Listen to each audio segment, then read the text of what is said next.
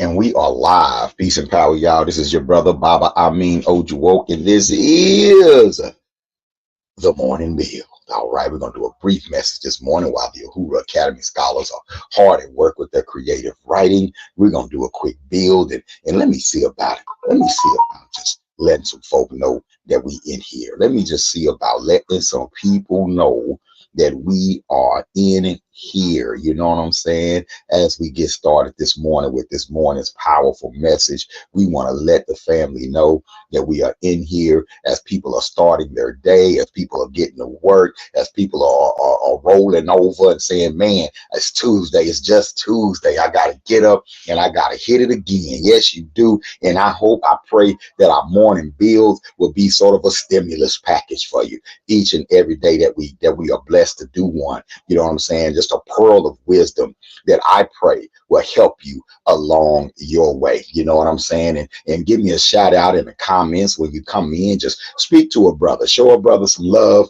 Let's spread this positive energy this morning. You know what I'm saying? Let's do what we got to do to make sure that each and every one of us have a powerful human experience today. You know what I'm saying? I am your brother, Baba Amin Ojuwoke, co-founder of the Uhuru Academy, along with my beautiful wife, Nkoyo Ojuwoke. You know what I'm saying? And it's an honor, a blessing just to be here this morning. It's an honor and a blessing just to be able to share a few words with you each and every day. It's an honor and a blessing to be able to get up each day and teach our youth as well. You know what I'm saying? Just to be able to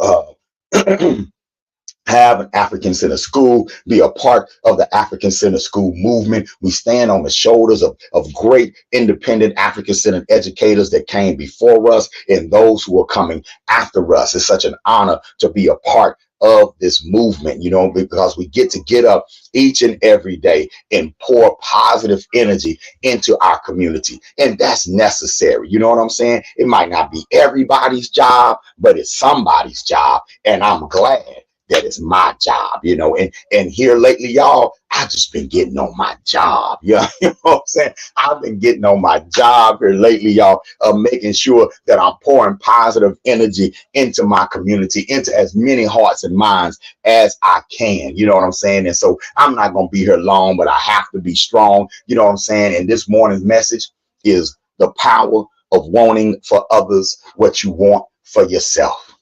I'm going to say it again. The power of wanting for others what you want for yourself. Right? Right? Look, whenever you enter into any coalition, into any union, whether it's business, whether it's personal, whether we're coming together to clean up our community, whether we're coming together to embark on a mission together, it's imperative that we know how to want for others what we want for ourselves. It's imperative that we walk out the house, especially in my work. I have to walk out the house saying, you know what? I want peace of mind. I want peace of mind for other people. Right. I want empowerment. So I want empowerment for other people. I don't walk out with a mindset that we both can't be empowered. If you empowered, I can't be empowered. I don't walk around in that mindset. And I shout out to other African-centered educators, you know what I'm saying? Like my sister, Dr. Oya Mayat, with conscious ingenuity, who wants for others what she wants for herself. You know what I'm saying? My sister, Cheryl Irvin, down in Broward County, Florida, with the new Akiba Line Learning Center. She wants for others what she wants for herself. The whole team here at UASC International in Columbia, South Carolina, a whole team of beautiful Black people who want for others what they want for themselves. It's a powerful trait to have. It's a powerful skill to have. Now, that's not to be applied at all times, right? If you're dealing with an open enemy, right, you have to look at that and say, look, if your peace means my demise, then I'm not going to prioritize your peace over mine. If you feel like you can only have peace by suppressing my community, then no, you can't have that kind of peace. But if you're willing to explore the type of peace that comes knowing that I'm at peace, as well as you being at peace, if you can explore the type of peace that comes knowing that I'm eating just like you eating, that your safety, you're made more safe, right? You're made more safe when I have all my needs met than if you're exploiting me for your own needs. right? When you recognize, see, we're in a society where sometimes we think that when you exploit others, that secures you more. But exploiting other people only creates enemies for you.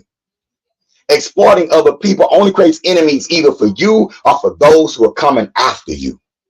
But making sure everybody is empowered, that creates safety for you. Think about that in your interpersonal relationships, right? When you with somebody, if y'all can't create a safe space for each other, then y'all may need to explore something else. And your partner's safety should be paramount because it's paramount to your safety. Your safety is paramount to their safety. But when we enter into relationships where we're trying to dominate one another, manipulate one another, I feel like I can only be happy if I control your whereabouts. I can only be happy if I control the circumference of your thinking. I can only be happy if I control where you go, how you move, who you meet. You think you're securing yourself by possessing this person, but you're making yourself unsafe. That's not a safe situation. It's the same with our community, right? We think we can control what people think. I got to control what people say. I have to control where people go. I have to dominate. I got to dominate. I got to make this group over here feel less than. I got to make these people over here feel less than because that's going to secure me. It's not going to secure you. You're making yourself unsafe. Security comes when you can create security for others. Security comes, right? Right. Matter of fact, I was taught a long time ago that prevention is the best security. Now, yes, stay on your toes. Yes, stay ready, but don't present yourself as the threat. Don't present yourself as the aggressor. When you present yourself as the aggressor, you're inviting challenges to your door. Be prepared for aggression, but don't present yourself as the aggressor. Want for others what you want for yourself. And if you don't want peace for yourself, then you're having issues within yourself. Let me say it again. If you don't want peace for yourself, then you're having issues within yourself that you need to deal with.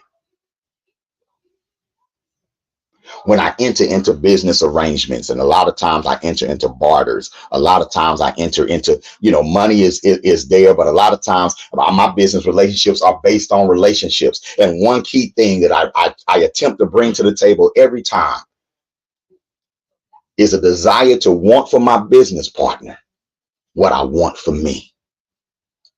I want this venture to be just as successful for you as it is for me.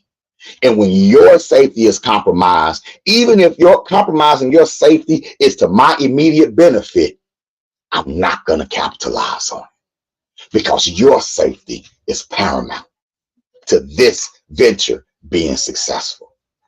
A lot of our organizations break up because we forsake each other's safety. We forget about keeping each other safe, and we just want to be right. We just want to be correct. We just want to be in charge. We just want to be in power. We just want to look like we the blackest. We want to look like we go the hardest. So we start compromising each other's emotional and mental safety inside that space, and the organization breaks up and the people lose. The people lose because we came together. We called each other comrades, but we didn't want for each other what we want for ourselves. We compromised each other's safety because we felt like that would make us more safe. That's why there's a level of maturity that needs to be had before you venture into any truth. I'm going to say that again. There's a level of maturity that must be had before you venture into any truth. And if you don't have it, when you venture into any truth, into any organization, into any ideology, then go into that knowing that I have to develop maturity as I'm learning this truth. Ooh, that's deep. I better grow internally as I learn this, because what am I going to do with all this power? If I'm still a insecure person and I learn that I'm God, what am I going to do with that? Be an insecure God. If I'm a narcissistic person, and then I find that I'm a warrior, what kind of warrior am I going to be? A narcissistic warrior? You understand what I'm saying? If I feel like, if I find out I have leadership skills and I'm good with words and people will follow what I say and I can tap into their hearts and minds, but at the same time, I'm very undisciplined when it comes to my lower self. I like to lay up and I like to do this and I like to do that. I'm a freak, right? What am I going to be? A freak leader. Because we're taking mantles of leadership, but we're not working on who? Ourselves. And when you don't work on yourself, you don't have the ability to want for others what you want for yourself. When I was a child, I just wanted some candy. I didn't care if my sister and them got some. I wanted some candy. I had to learn to say when I got that candy to say, okay, if I got some, my sister, you getting some, and then you getting some, because we together. If I got $1 and there's 4 of us, then everybody getting a quarter. I had to learn that. A lot of us are raised say, if I got $1, I'm looking at my other partners who ain't got no money and say, man, what y'all gonna do? Here, man, you can have a little bite of here. Y'all can hang out with me because I got the dollar. Y'all can hang out with me, but it's my dollar. I don't really want for you what I want for myself, because if I want for you, I can't keep the whole dollar. I got to give you some of it. But I'm not realizing that if I give you some of the dollar, I'm safer like that, because now we're all eating. But if I'm walking and holding $1, the people that love me, eventually they're going to what? They're going to start hating me. Why he the one holding the dollar? Now they got to do what they got to do to get their own dollar. Now that's the first thing. Now look, I know I earned this dollar, but you know what? If you can earn $1, you can earn $1, you can earn that, and you can earn $1. Instead of us having a quarter each, we could have $4. Now y'all got to step up, because I can't be the only one making $1. I'm gonna have to go find me some more dollar makers. I'm gonna have to go find me some folks that can match this effort, at least are willing to do that. See, that accountability has to be there as well, because wanting for others what you want for yourself goes both ways.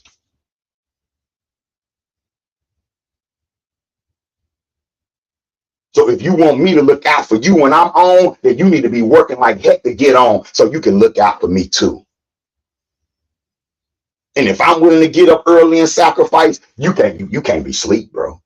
You can't lay up because you played the game all night, and I'm up opening my business. You can't be talking about some shoot. Yeah, y'all crazy. You're doing your own business. I ain't saying nothing. I'm out here talking to people, trying to sell my product. Folks saying no, slamming the door in my face. I'm getting up and doing it again. And you looking at me like, shoot, I would never do nothing like that. But then when the success comes, I know you're going to look out for me. That's not wanting for others what you want for yourself. If you want me to hustle and grind so we can come up, then you need to be hustling and grinding so we can what? Come up. If you want me to get out there and help uplift Black people, then you need to be out here helping to what? Uplift Black people. That's why the Temple of New African Unity, the requirement is that everybody's active. Now, don't put me on, now don't call me the leader, teacher, and guide. Don't put me up on the pedestal. Now, don't put me up there and say, that's our leader, so when something jump off, everybody just look at me. What you gonna do? No, what we gonna do? You gotta want for me what I want for you. Provide me with some guidance too. I don't care what you're gonna guide me on. You got a gift that's something. Come in here ready to guide. Come in here ready to lead in whatever area you lead on. It might just be crocheting yarn. But God, you better start a cold crocheting class. You have value. Want for others what you want for yourself. I don't want to be called the king. I don't want to be, we don't have the maturity to handle those type of hierarchies right now. Just my observation. Nah, man, I want us to come and do this thing together. I want us to come in and lock in, right? And hold each other accountable for our mutual integrity. I want us to hold each other accountable for our collective goals. Ooh, we're stronger together, but we only stronger together if we're becoming stronger as individuals. And we have to want for others what we want for ourselves, and that requires strength. That requires when you see your comrade come up, you're not thinking to yourself, shoot, I ain't came up. Hold on, what did I do that compared to that? What do I have? Well, he got a new car. Yeah, man. Shoot, I had a new car last year. Yeah, man, I'm gonna give me a new car. Just say, man, you know what, brother? Congrats on your new car, man. Hey, man, I love to see you winning. I love to see you doing what you need to do for your family. I love that, man. Hold up. What did you do? How did you do? What did you do to cop that? Man, you mean you sat back and you saved? You saved, you put back $100 a month for that long until you got enough, and you and be real with yourself. Man, I go to the chicken shack every time I get some extra money. I go out to eat 4 times a week and know I could cook at home. I know where all my savings went. And you keep that with you.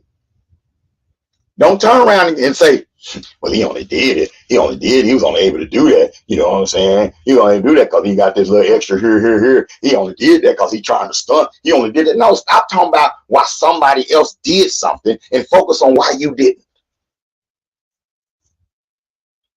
Stop focusing on how somebody accomplished something and their motives and trying to diminish someone else, and lift yourself up. Tell yourself, hold yourself accountable and say, how come I couldn't save $100 a month? What's going on with me? Man, he did that. And if I'm not good at saving $100 a month, what's another way I can do it and make something work out for me? Because I want him to succeed, right? And I want his prayers and his energy to want me to succeed, right? And when we feeding off each other's energy, you walking in an energy where everybody in that room is happy for everyone and pushing everyone. Guess what's going to happen? People going to start coming up. And even if people don't start coming up money-wise, and don't just think money. Some of us don't need to come up money-wise. Some of us need to come up internally. Some of us need to come up spiritually. Some of us need, the last thing some of us need is a bunch of money. I know y'all don't like to hear that kind of talk. That's not good capitalist talk. But the last thing some of us need is a bunch of money. The last thing some of us need is the ability to finance our own self-destruction. So when I say want for others what you want for yourself, don't just think bank accounts. Don't think that. Think discipline. Think love. Man, I want others to feel the love that I feel for my people. I want that for you. I want this gratifying feeling that I feel every morning. And I don't know how long it's going to last, right? My vision is for it to last over 100 years, right? But this feeling I get every morning when I get up and I'm able to pour into others. I love this feeling, and I want that feeling for you. I want that feeling for other people. That's why I encourage Black teachers and educators to start their own programs outside of the system, right? That's why I encourage you all to get engaged in your community as much as you possibly can from where you are. Because there's no feeling like this feeling. There's no feeling like that feeling of wanting for others what you want for yourself, especially a beautiful people like ours. And let's be honest, we want for others things that we don't even work for ourselves, that we don't even believe that we can accomplish. We want Mark Zuckerberg to be a billionaire. Of course we do. We're on Facebook. He provided us with something that we love to use. So we don't mind that he's a billionaire. We don't mind that Phil Knight of Nike is a billionaire because he provided some shoes, a product that we love. We don't mind. We don't mind at all. Man, we real good at wanting for others what we want for ourselves. But when you deal with self-hate, when you're dealing with internalized oppression, when you're dealing with definitions about yourself that says you got to get away from Black people, you got to be that one Negro. You got to be the one that stands out for the rest of them and all that. Black folks can't come up. Black folks don't want to learn. When you apply all these definitions, man, it's hard to want for something that you don't believe in. It's hard to want for something that you think is ugly. It's hard to want for something that you think is ignorant. It's hard for wanting for something that you don't even want to be yourself.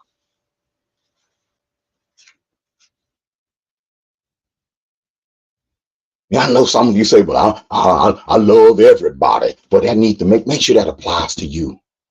Can you give the same type of love, the same type of respect, the same type of trust that you give other communities to your own? Can you see your own community as just as valuable an investment as you see the product of other communities? Can you do that? That's a challenge. And when we're honest with ourselves, a lot of us can look in the mirror and say, no, I don't have the same type of trust, the same type of reverence. And there's an argument to be made that you shouldn't. There's an argument to be made. But that's why we focus on education. That's why we say, then God dog it, if we not ready to receive that kind of reverence, if we not ready to receive that kind of love, then we need to build institutions and pour into our children so when they come up, they'll earn it. And they'll take that respect and they'll have that respect for one another. They won't grow up and feed other communities like we've done. The power of wanting for others what you want for yourself. What if you wanted for yourself what we obviously want for others? What if we collectively wanted for ourselves what we collectively want for others? We want people who provide us with a product that we like to be successful until they look like us.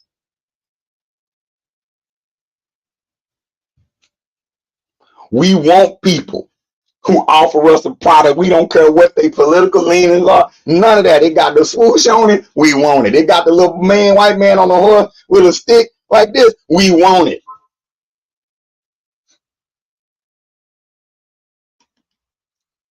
What if we got excited about a youth our black youth? What if we had a whole guild of young black fashion designers in our communities? And when they come up with some community specific clothes, you buy it. When they come up with some clothes that uplift, you buy it. They come up with a nice design, you buy it because you want for them what you want for Ralph Lauren. You want for the young black coder designer to design that social media site. You own it because you want for him what you want for Mark Zuckerberg. That young sister that designed them shoes, you know what I'm saying? Not only are you buying it, you all in Chicago Richardson's inbox, you all in everybody inbox saying, cop these, endorse these shoes, endorse these sisters, because you want for that sister what you want for Phil Knight. Ooh-wee. You see the power of wanting for yourself what you already want for others? Our children are beautiful, and I am off my job if I don't get on here every day and tell y'all to invest in them. I know folks like say black kids is killing each other. Black kids is killing each other. They out here killing each other. 99% of them are not. And we're not going to characterize the whole group by the actions of a few who are only committing that action because they neglected by the village, because nothing was in place to help them mentally and spiritually along the way so they can deal with conflict in a healthy way. Now we got to own that. But you still got the vast majority of our youth out here being falsely labeled, unjustly labeled for things that they are not into. Because you're scared to stand next to them. You're scared to be associated with them. No, that's your future.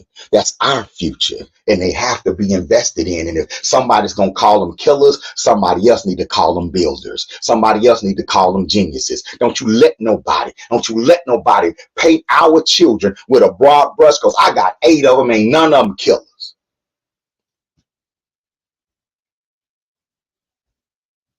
If we don't stand up for the image of our own children, no wonder we don't want for each other what we want for ourselves. And maybe we shouldn't want for each other what we want for ourselves if death and destruction is what we want for ourselves. If not being black is what you want for yourself, don't want that for me. If having our children incarcerated and labeled and criminalized, in our culture criminalized, if that's what you want for yourself, don't want that for me. But if you want empowerment, want that for me too. If you want our children to look in the mirror and be proud of who they are and to get out here and manifest their visions for success, want that for me too.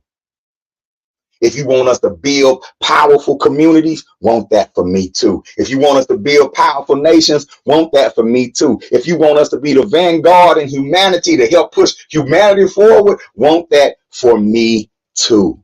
If you want us spiritually in tune, want that for me too. If you want strong black families, want that for me too. Want for others what you want for yourself, but make sure you know what you really want for yourself. I gotta go. I'm gonna send these babies on break. I'm gonna come back. I'm gonna let them share what they wrote in creative writing this morning. We're gonna do some reading comprehension today. We're reading Things Fall Apart by Chinua Achebe, you know what I'm saying, as a class. So we're gonna do that today. We're doing civics today. Oh, I love Tuesdays and Thursdays. And we're enrolling. Okay. And I'm telling you that if you like this, imagine being a young person and you get this energy every day. Imagine being in the ninth grade and this the energy you get from your teacher every day. Imagine being in the third grade. This the energy you get from your teacher every day. The fourth grade, the fifth grade. What would have happened if you'd have got this kind of energy in class every day? Yes, Jennifer, we do have virtual live classes. Go to uhuraacademy.com. Pull your babies out the public food system and let's invest in their education.